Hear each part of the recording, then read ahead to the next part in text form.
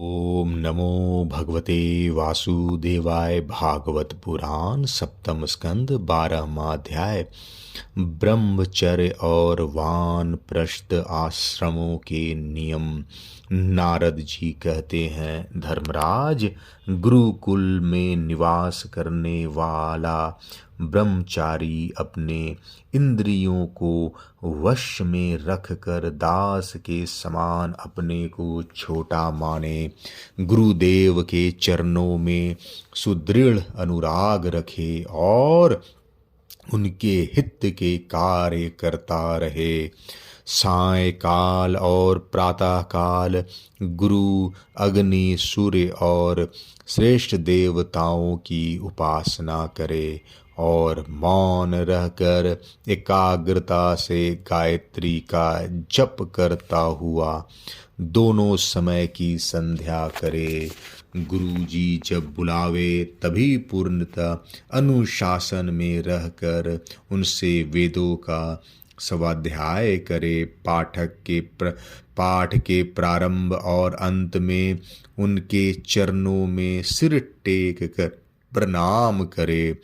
शास्त्र की आज्ञा के अनुसार मेखला, मृग चर्म वस्त्र, जटा, दंड, कमंडलू, यज्ञोपवीत तथा हाथ में कुश धारण करे। सायकाल और प्रातःकाल भिक्षा मांग कर लावे और उसे गुरु जी को समर्पित कर दे। वे आज्ञा दे तब भोजन करे और यदि कभी आज्ञा न दे तो उपवास कर लें। अपने शील की रक्षा करें, थोड़ा खाएं, अपने कर्मों को निपुणता के साथ करें, श्रद्धा रखें और इंद्रियों को अपने वश में रखें। स्त्री और स्त्रियों के वश में रहने वालों के साथ जितनी आवश्यकता हो उतना ही व्यवहार करे। जो गृहस्थ नहीं हैं और ब्रह्मचर्य का व्रत लिए हुए हैं उसे स्त्रियों की चर्चा से ही अलग रहना चाहिए। इंद्रियां बड़ी बलवान हैं, ये प्रयत्न पूर्वक साधन करने वालों के मन को भी क्षुब्ध करके खींच लेती है। युवक, ब्रह्मचारी युवती गुरु पत्नियों से बाल सुलझवाना, शरीर मलवाना, स्नान करवाना, उपटन लगवाना इत्यादि कार्य न करावे।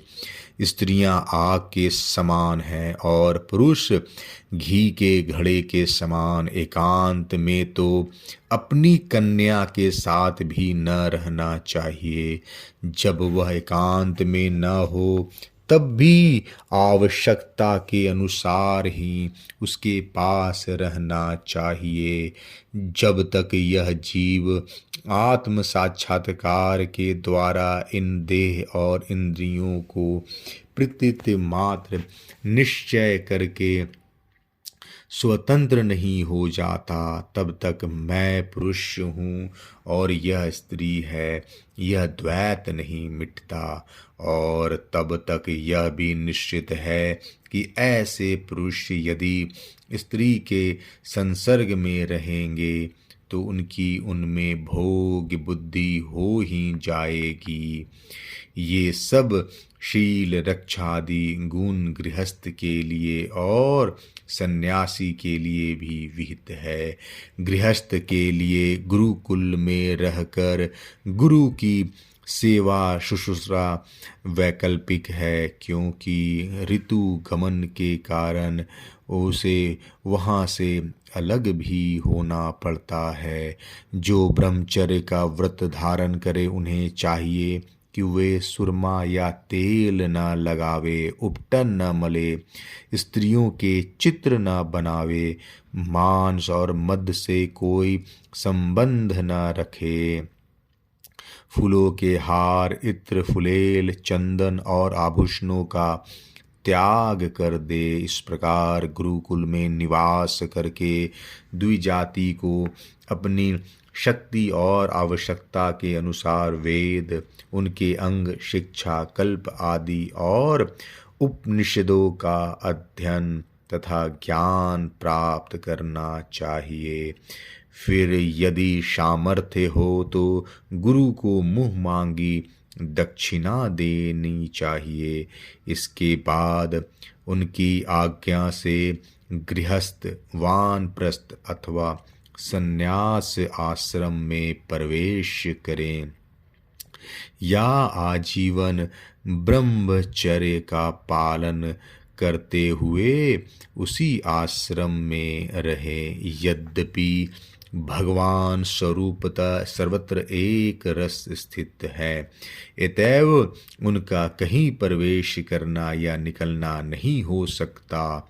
फिर भी अग्नि, गुरु, आत्मा और समस्त प्राणियों में अपने आश्रित जीवों के साथ वे विशेष रूप से विराजमान हैं, इसलिए उन पर सदा दृष्टि जमी रहनी चाहिए।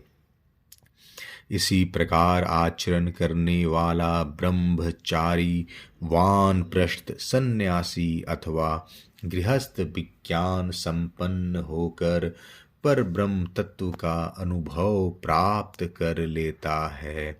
अब मैं ऋषियों के मतानुसार वानप्रस्थ आश्रम के नियम बतलाता हूँ। इनका आचरण करने से वानप्रस्थ आश्रमी को अनायास ही ऋषियों के लोक महलोक की प्राप्ति हो जाती है।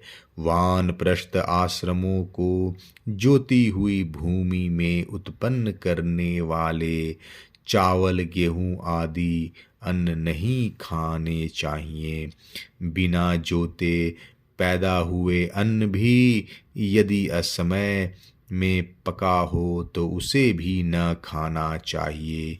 आग से पकाया हुआ या कच्चा अन्न भी न खाएं। केवल सूर्य के ताप से पके हुए कंद, मूल, फल आदि का ही सेवन करें। जंगलों में अपने आप पैदा हुए धान्यों से नित्य नैमित्तिक चरु और पुडासन का हवन करे।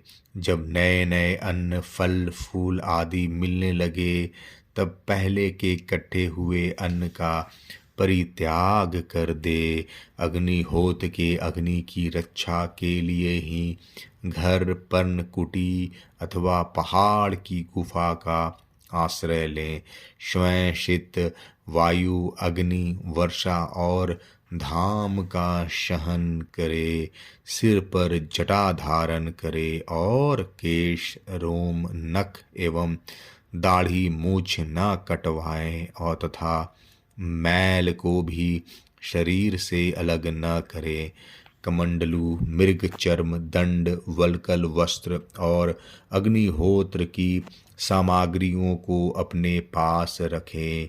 विचारवान पुरुष को चाहिए कि 12, 8, 4, 2 या 1 वर्ष तक वानप्रस्थ आश्रम का नियमों का पालन करे। ध्यान रहे कि कहीं अधिक तपस्या का कलेश सहन करने से बुद्धि बिगड़ न जाए। वानप्रस्थी पुरुष जब रोग अथवा बुढ़ापे के कारण अपने कर्म पूरे न कर सके और वेदांत विचार करने की भी सामर्थ्य न रहे तब उसे अनशन आदि व्रत करने चाहिए। अनशन के पूर्व ही वह अपने आहवनीय आदि अग्नियों को अपने आत्मा में लीन करे। मैंपन और मेरेपन का त्याग करके शरीर को उसके कारणभूत तत्वों में यथा योग भली भांति लीन करे।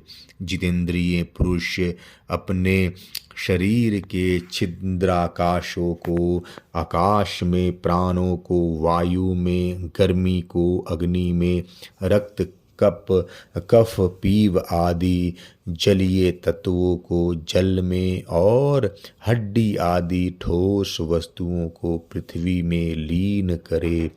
इस प्रकार वाणी और उसके कर्म भाषणों को उसके अधिष्ठात्र देवता अग्नि में हाथ हाथ और उसके द्वारा होने वाले कला कौशल को इंद्र में, चरण और उसकी गति को काल स्वरूप विष्णु में, रति और उपरथ को प्रजापति में, एवं पायु और मलोत्सर्ग को उसके आश्रय के अनुसार मृत्यु में लीन कर दें। छोत्र और उसके द्वारा सुने जाने वाले शब्द को दिशाओं में, स्पर्श और त्वचा को वायु में, नेत्र सहित रूप को ज्योति में, मधुर आदि रस के सहित रसेंद्रियाँ को जल में, और युधिष्ठिर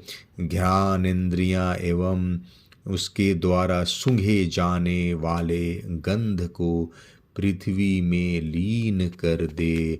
मनोरथों के साथ मन को चंद्रमा में समझ में आने वाले पदार्थों के सहित बुद्धि को ब्रह्मा में, तथा अहंता और ममता रूप क्रिया करने वाले अहंकार को उसके कर्मों के साथ रुद्र में लीन कर दे।